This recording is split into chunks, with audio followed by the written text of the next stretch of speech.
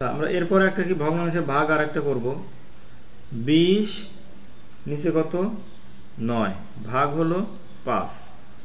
তাহলে এটাকে আমরা কিভাবে চিন্তা করব, নিচে আমাদের 1 আছে, তাহলে 20 নিচে হলো 9, এটাকে যদি ভাগটা যদি আমরা গুণ দিয়ে দেই তাহলে 1টা উপরে যাবে, 5টা নিচে চলে আসবে।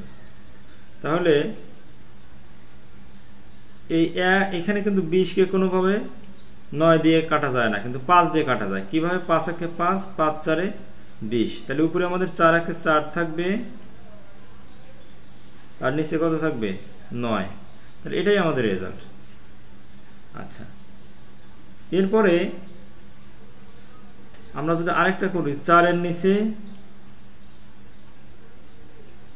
5 দিলাম, ভাগ দিব আমরা 4 দিয়া, তাহলে কি হবে? তাহলে আমাদের এখানে নিচে কি মনে মনে 1 আছে, তাহলে 4 এর নিচে 5, এটা ভাগটা গুণ করে দিলে আমরা 1টা উপরে যাবে, 4টা নিচে আসবে। তাহলে এই 4 আর এই 4 কেটে যাবে, উপরে আমাদের 1 থাকবে, নিচে কত থাকবে 5। তাহলে এটাই আমাদের রেজাল্ট।